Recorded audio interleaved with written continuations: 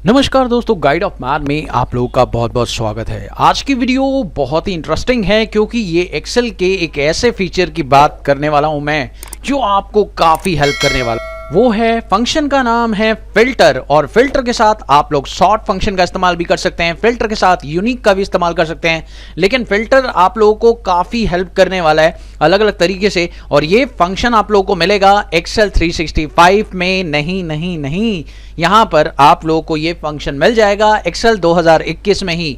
तो मेरे पास है एक्सेल का 2021 वर्जन, और अब मैं आप लोगों को दिखाने वाला हूं ये फंक्शन फिल्टर और यूनिक। चलिए देखते हैं कैसे काम करता है फिल्टर और यूनिक। आप लोग मेरे सामने एक डेटा देख रहे हैं, यहां पर मेरे पास है कई सारे columns, that is department, name और डेट ऑफ बर्थ है, स्टार्ट डेट है और डेट ऑफ बर्थ दी हुई है, पोजीशन दिया हुआ है, सैलरी दी हुई है इनकी। और अब मुझे क्या करना है, मुझे इस डेटा को यहां से फिल्टर करना है। फिल्टर कौन सा डेटा करना है? 1 लाख से 20,000 ज्यादा सैलरी लेने वाले पर्सन की सैलरी को यहां पर फिल्टर आउट करना है विद नेम और उनके पोजीशन के साथ। यानी कौन कौन है वो व्यक्ति जिनकी सैलरी 1,20,000 से ज्यादा है, वो यहां पर आपको शो हो जाए। तो चलिए इसके लिए आप लोग क्या इस्तेमाल करने वाले हैं, चलिए मैं आपको बताता हूं। तो इसके लिए आप इस्तेमाल करेंगे फिल्टर। तो यहां पर आप देख सकते हैं मेरे पास फॉर्मूला आ रहा है फिल्टर, और फिल्टर लगाने से पहले एक छोटा सा काम कर लीजिएगा, वो ये कि अगर मान लीजिए आप फ्यूचर में डेटा को अपडेट भी करते हैं तो ये अपने आप ही अपडेट भी होगा अगर आप लोग ये काम कर लेते हैं। तो इसे क्या करना है, इसके लिए आपको कंट्रोल टी से पहले इसे टेबल में कन्वर्ट कर लेना है। तो पहले इसे टेबल में कन्वर्ट कर लीजिए, और उसके बाद आपको करना क्या है, यहां पर टेबल का नाम दे देते हैं हम लोग। तो यहां पर मैंने टेबल का नाम दे दिया, दैट इज सेल्स टेबल। तो मैं इसे sales table SAL sales table मैं इसे लिख देता हूं। तो ये मेरी सेल टेबल है, और अब इस टेबल का नाम हो गया है सेल टेबल। और अब मैं करने वाला हूं क्या, ध्यान से देखिएगा। अब इसके बाद में ये आंसर निकालना है मुझे, तो क्या करना होगा, इसके लिए मुझे फॉर्मूला। तो दोस्तों अब मैं आपको बताने वाला हूं फिल्टर फंक्शन का इस्तेमाल कैसे करना है। तो आइए देखते हैं। यहां पर मैं फिल्टर लगा रहा हूं, और फिल्टर का सिंटेक्स बहुत ही सिंपल है दोस्तों। ये बोल रहा है कि अरे बताइए, यानी एरिया बताइए वो जहां से जहां तक आपको डेटा फिल्टर करना है। तो मेरा पहला डेटा नेम से स्टार्ट होगा और पोजीशन पर खत्म होगा, क्योंकि मेरा पहला कॉलम नेम है और लास्ट कॉलम मेरे को पोजीशन का रखना है। तो मैं यहां से अपना पूरा का पूरा डेटा सिलेक्ट कर लूंगा यहां तक, और ये जो है मैंने एरिया सिलेक्ट कर लिया है, दैट इज सेल्स टेबल के अंदर मैंने नेम से लेकर पोजीशन तक का डेटा सिलेक्ट कर लिया है। और अब मैं प्रेस करूंगा कॉमा, और कॉमा प्रेस करने के बाद मुझे कौन सा डेटा इसमें इंक्लूड करना है वो मुझे बताना पड़ेगा। तो मुझे सिर्फ और सिर्फ इसके अंदर वो डेटा इंक्लूड करना है जिसकी सैलरी 1,20,000 से ज्यादा है। तो मेरे को इसमें बताना पड़ेगा कि इस सैलरी की मैं बात कर रहा हूं, तो ये जो सैलरी वाला कॉलम है वो अगर ग्रेटर देन हुआ इस सेल से, तो आपका आंसर यहां पर फिल्टर आउट हो जाना चाहिए। तो एंटर प्रेस करते ही मेरा डेटा तो मेरे सामने आ गया है, लेकिन इसमें एक समस्या आप लोग देख ही पा रहे हैं। वो ये है कि आपको नेम कॉलम तो दिखाई दे रहा है, साथ में आपको स्टार्ट डेट और बर्थ डेट का कॉलम भी आ रहा है, जबकि आपको स्टार्ट डेट और बर्थ डेट का कॉलम नहीं चाहिए, आपको सिर्फ और सिर्फ डिपार्टमेंट वाला कॉलम चाहिए। तो दोस्तों ये कैसे होगा, आइए दोबारा से फिल्टर के फॉर्मूले पर चलते हैं और इस फॉर्मूले को वापस से खोलते हैं। अब आपको इसके लिए एक छोटा सा काम करना होगा, आपको इसमें भी डेटा को फिल्टर करना होगा। और फिल्टर कैसे करना है, again you have to filter. दोबारा से आपको यहां पर फिल्टर लगाना होगा। फिल्टर लगाने के बाद आपका अरे तो बिल्कुल ठीक है जो कि आपने अभी अभी किया था, उसके बाद आपको सिर्फ कौन सा डेटा दिखाना है इसके लिए भी आपको जवाब देना पड़ेगा। तो यहां पर मैं लिखूंगा कर्ली ब्रैकेट के अंदर अपने वो सेल्स जिनको मुझे दिखाना है और जिनको मुझे नहीं दिखाना है। तो दोस्तों अब यहां पर देख रहे हैं हमारे पास हैं 4 column, that is B, C, D और E।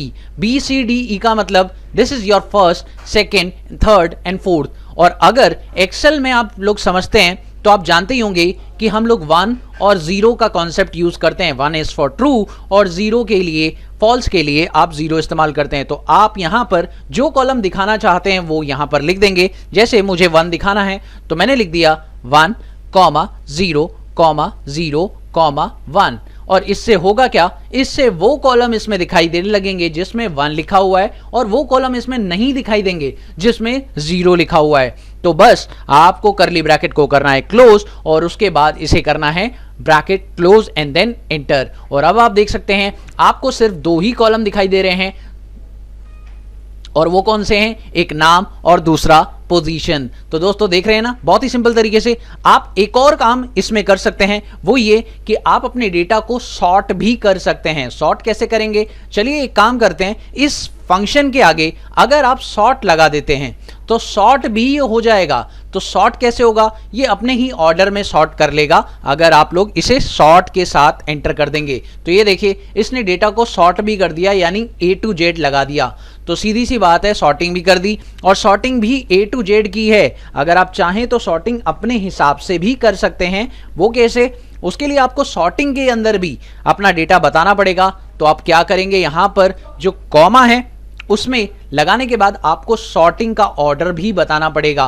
तो ये काम भी आपको करना पड़ेगा। बट अगर आप चाहते हैं कि सॉर्टिंग हो और सिंपल अपने तरीके से सॉर्टिंग हो जाए, तो यहां पर सॉर्टिंग का सिंपल कॉन्सेप्ट यूज हुआ है जो कि ABCD होती है। अगर आप यहां पर कोई नया डेटा भी एंटर करते हैं, मान लीजिए आप यहां पर एक नया data that is marketing department का डेटा एंटर करते हैं। सपोज करिए आप एक नया department that is production department का डेटा एंटर करते हैं। सपोज करिए आप यहां पर प्रोडक्शन डिपार्टमेंट का डेटा एंटर करते हैं और इसकी सैलरी भी 1,20,000 से ज़्यादा होनी चाहिए। तो यहां पर एक नया employee that is Abhishek add कर देते हैं, एक नया एम्प्लॉय, और इनकी सैलरी बता देते हैं कि ये इनकी सैलरी है, सपोज करते हैं 1,55,000 रुपये। तो मैंने यहां पर 1,55,000 रुपये सैलरी बता दी है। और अब देखिए दोस्तों, बड़ा कमाल का मैजिक होने वाला है। और अब आप देख सकते हैं इसमें वो डेटा भी सॉर्ट होकर आप लोगों को दिखाई दे रहा है ना कमाल की चीज। चलिए बात करते हैं इसी तरीके को, अगर हम डिपार्टमेंट को यूनिक तरीके से ढूंढना चाहते हैं, यानी कि मैं यहां चाहता हूं कि मेरी एक यूनिक लिस्ट यहां पर आ जाए डिपार्टमेंट की और पोजीशंस की यूनिक लिस्ट यहां पर दिखाई देनी शुरू हो जाए।